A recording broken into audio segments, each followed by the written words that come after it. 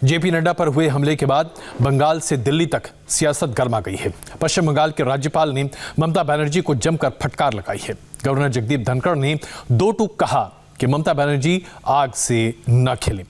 बदले का ये खेल बेहद खतरनाक है। राज्यपाल ने कहा कि किसी भी मुख्यमंत्री को इस देश में किसी भी दूसरे व्यक्ति को बाहरी नागरिक कहने का कोई अधिकार नहीं है।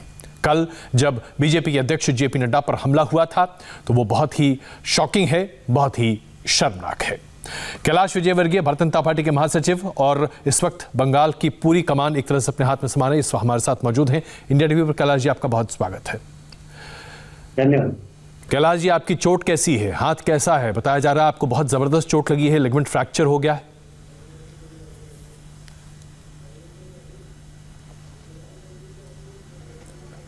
ऐसा लग रहा है कि कैलाश जी से अभी हमारा संपर्क टूट गया। हमसे दोबारा से आप कैलाश जी आगे हमारे साथ। कैलाश जी, आपका हाथ कैसा है? आपकी चोट कैसी है? बताया जा रहा है कि आपको लिगामेंट फ्रैक्चर हुआ है, बहुत ज्यादा चोट आई है आपको? नहीं, बहुत ज्यादा तो नहीं, बाकी हाँ लिगामेंट मेरा बाएं हाथ का थोड़ा सा फ्रैक्चर्ड है जी। 8-15 दिन थोड़ा सा फिजियोथेरेपी करना पड़ेगी। एक छोटा सा प्लास्टर में बांधा है। कैलाश जी, कल जो हुआ, आप जब गाड़ी में थे और पूरे काफिले पर जबरदस्त हमला हो रहा था, हम चाहते हैं कि आप अपने अनुभव को हमारे दर्शकों के साथ साझा करें संक्षिप्त में। देखिए, ऐसा है कि राष्ट्रीय अध्यक्ष माननीय नड्डा जी का 2 दिन का प्रवास था। पहले दिन हमने भवानीपुर, जो कि ममता जी का निर्वाचन क्षेत्र है, वहां पर हमारा जनसंपर्क अभियान घर घर जाने का उसकी शुरुआत की। वहां पर भी टीएमसी के कार्यकर्ताओं ने उन्हें काले झंडे दिखाने की कोशिश की, पर हमारी संख्या ज्यादा थी तो वो लोग चले गए। और उसके बाद जब हम वहां से जनसंपर्क करके निकले तो उसके बाद उन्होंने आकर वहां पर कार्यकर्ताओं के साथ गुंडागर्दी की।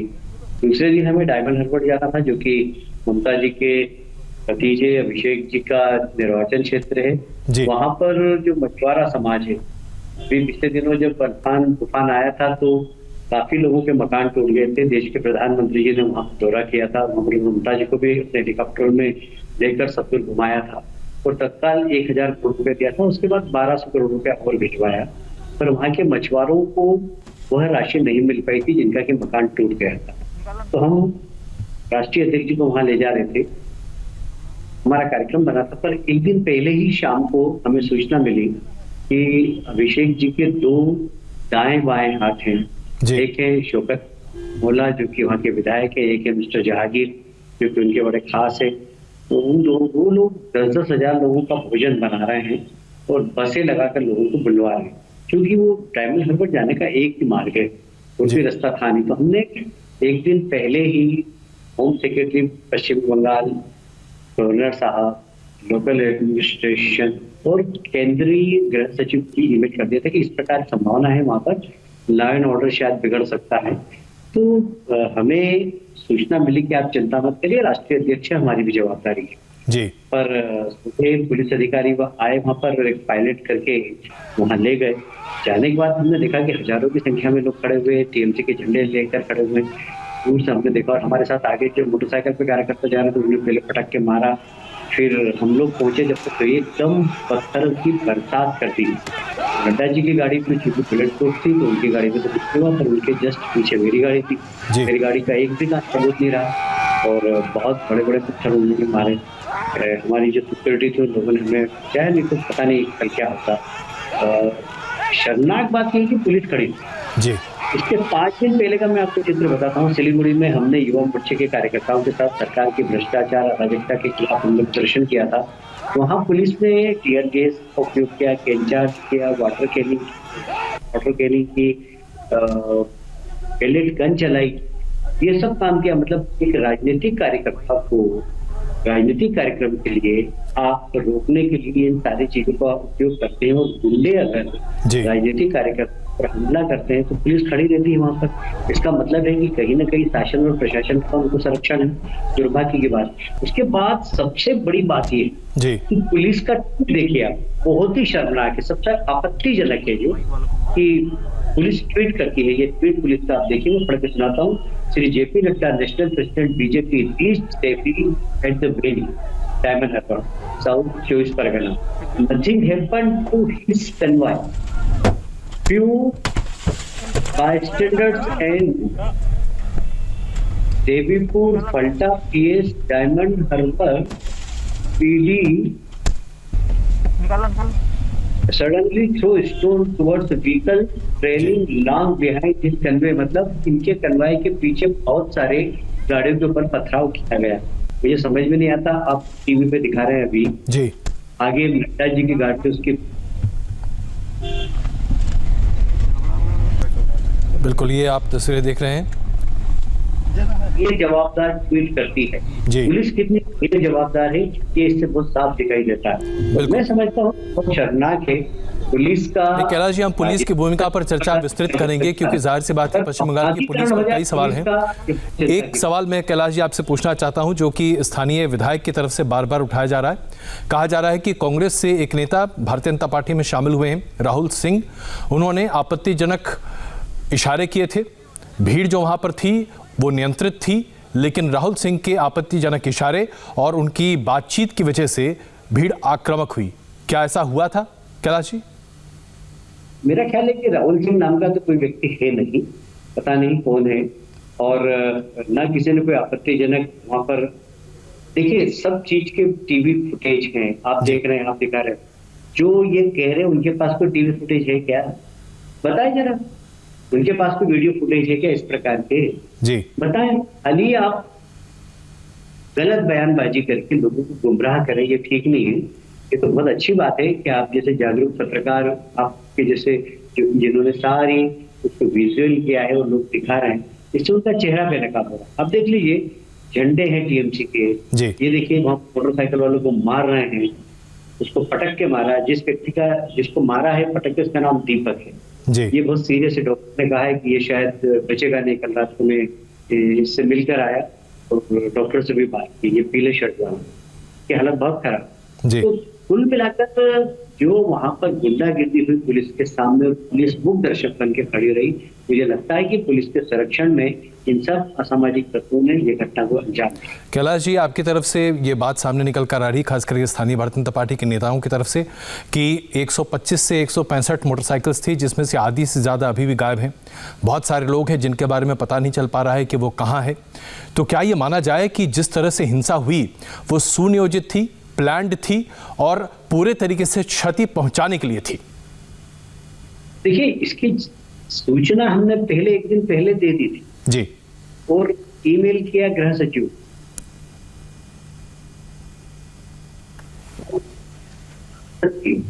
और बिल्कुल चिंता मत करिए, पूरी सुरक्षा की व्यवस्था है। उसके बाद यदि ऐसा होता है तो आप समझ सकते हैं कि एक तो बिना शासन और प्रशासन के संगठन की होती है। बिल्कुल कैलाश जी, मैंने राज्यपाल कई देखे हैं अभी तक, लेकिन हमने धनखड़ साहब के जो आज बयान देखे उससे तो ऐसा लग रहा है कि राज्यपाल जी बहुत द्रवित हैं, बहुत दुखी हैं जिस तरह से कानून व्यवस्था की धज्जियां उड़ाई जा रही हैं। उनके बयान बहुत ही सख्त हैं। आपको लगता है कि आज उन्होंने जो कहा कि ममता बनर्जी को अपने बयानों पर पुनर्विचार करना चाहिए, वापस लेना चाहिए, क्या ऐसा संभव है? आपका तजर्बा क्या कहता है? देखिए बंगाल एक बहुत रिच संस्कार और संस्कृति वाला प्रदेश रहा है। यहाँ की कला, साहित्य, यहाँ के महापुरुषों ने सारी दुनिया को ज्ञान का प्रकाश दिया। जी। चाहे हम स्वामी विवेकानंद की बात करें, चाहे रामकृष्ण बाबा की बात करें, चाहे रविन्द्रनाथ टैगोर जी की बात करें, चाहे हम चैतन्य महाप्रभु की बात करें, हर क्षेत्र में बंगाल बहुत आगे रहा है। कला के क्षेत्र में, साहित्य के क्षेत्र में। कल ममता जी ने जिस भाषा का भारतीय जनता पार्टी के राष्ट्रीय अध्यक्ष के लिए इन शब्दों का प्रयोग किया, मैं समझता हूँ बंगाल का हर व्यक्ति शर्मसार होगा कि हमारे प्रदेश का मुख्यमंत्री क्या कह रहा है। ये सब फ्रस्ट्रेशन में होता है। मैं समझता हूँ कि जिस प्रकार भारतीय जनता पार्टी का काम पश्चिम बंगाल में बढ़ा है, उससे लगता है ममता जी को भी अपनी जमीन कह सकते। इसी फ्रस्ट्रेशन में वो जिस प्रकार के शब्दों का उपयोग किया उन्होंने, वो तो अक्षम्य अपराध है। संवैधानिक पद पर बैठा हुआ व्यक्ति इस प्रकार की बात करे, गैर जवाबदार बात करे, गैर जवाबदार शब्दों का इस्तेमाल करे, मैं समझता हूँ बहुत शर्मनाक है।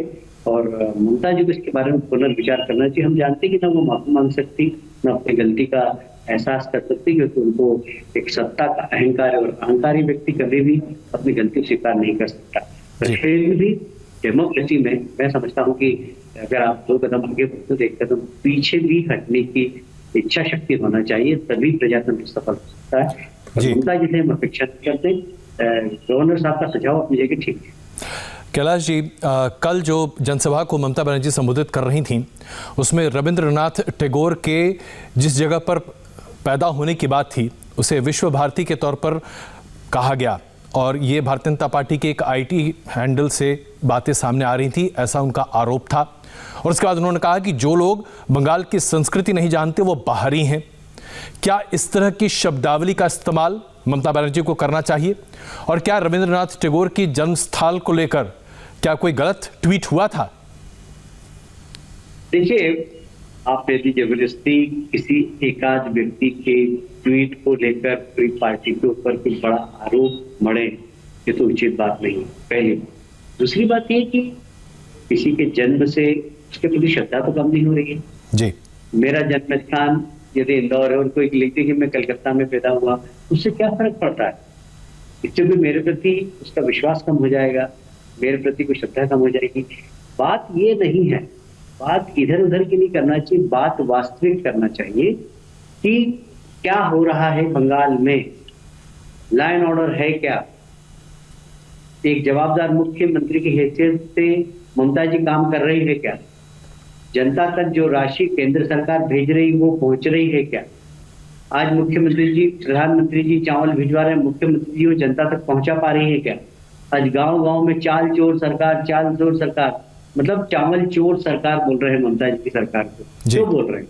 जरा ममता जी इसका जवाब तो दें, क्योंकि जो चावल प्रधानमंत्री जी ने कोविड के समय पे गरीबों के लिए भेजा वो बेच दिया गया।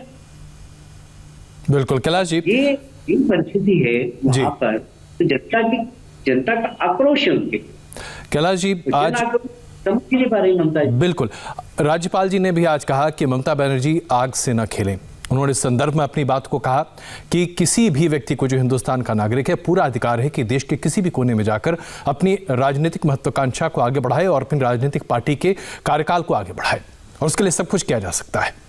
क्या आपको लगता है कि बाहरी होने का आरोप भारतीय जनता पार्टी पर लगाकर ममता बनर्जी सिर्फ अपनी राजनीति की दुकान आगे बढ़ा रही? देखिए, मैं ममता जी को बताना चाहता हूं कि भारतीय जनसंघ की स्थापना डॉक्टर श्यामा प्रसाद मुखर्जी ने की, जिनका की जन्म बंगाल में हुआ। भारतीय जनसंघ से हमने अपनी राजनीतिक यात्रा प्रारंभ की है, और जब जनसंघ के जनक कलकत्ता के हैं तो भारतीय जनता पार्टी बाहर की कैसे होगी? पहली बात। दूसरी बात, क्या मैं पूछना चाहता हूं आपके दर्शकों से कि ममता जी कहती है प्रधानमंत्री बाहर के, क्या प्रधानमंत्री देश के बाहर के हैं? गृह मंत्री अमित शाह बाहर के, क्या इस प्रकार की बात कोई मुख्यमंत्री कहे? क्या ये शोभा देती है? मतलब अपने इतने संकुचित होकर राजनीति करना मैं समझता हूं बहुत ही शर्मनाक है, और ममता जी को चाहिए कि अपने इस पूरे कृत्य पर, अपने द्वारा जो वचन बोले जा रहे हैं उसके ऊपर वो एक बार पुनर्विचार करें, और यदि ऐसा लगे कि उनसे गलती हो रही तो अपने आप को सुधारें।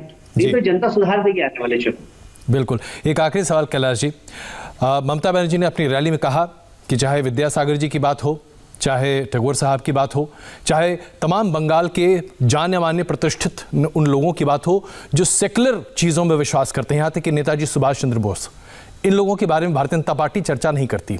भारतीय जनता पार्टी सिर्फ श्यामा प्रसाद मुखर्जी की बात करती है, और ये अपने आप में उचित नहीं है। क्या उनका ये आरोप कहीं से भी जायज़ है?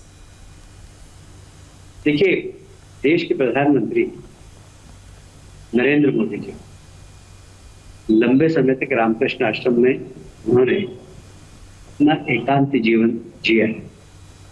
वे भी कलकत्ता आते हैं, बेलूर मठ जाते हैं, और मैं समझता हूं कि मैंने भी अपना सार्वजनिक जीवन विद्यार्थी परिषद से चालू किया जी। स्वामी विवेकानंद हमारे आदर्श है। अब तो ममता जी समझती है कि सारे बंगाल के जितने भी महापुरुष हैं उनके ऊपर उनका ही कब्जा है, उसके अलावा बाकी कोई उनका सम्मान ही नहीं कर सकता जी। मैं समझता हूँ कि ये उनका एक बहुत छोटा सोच है। जब बड़े पद पर बैठ जाए कोई व्यक्ति तो बड़ा दिल और बड़ा दिमाग रखना चाहिए। दुर्भाग्य से 10 साल मुख्यमंत्री रहने के बाद भी ममता जी ने अपना दिल बड़ा रख पाई, न अपना दिमाग बड़ा पाई। ये दुर्भाग्य इस प्रदेश का कि वो इतने महान प्रदेश के मुख्यमंत्री होने के बाद भी इतनी संकुचित बातों के माध्यम से लोगों को संबोधित करती है, लोगों के बारे में टीका टिप्पणी करती है। कैलाश जी, उम्मीद है आप जल्द स्वस्थ हो जाएंगे और सक्रिय तरीके से आपको हम एक बार फिर क्षेत्र में देखेंगे, आपकी कैंपेनिंग भी देखेंगे। इंडिया टीवी पर वक्त देने के लिए बहुत धन्यवाद। हम यहाँ पर एक छोटा सा ब्रेक ले रहे हैं। नमस्कार। हम एक यहाँ छोटा सा ब्रेक ले रहे हैं और जेपी नड्डा पर हमले के बाद कैसे पूरे देश में आक्रोश है, आपको दिखाएंगे इस छोटे से ब्रेक के बाद।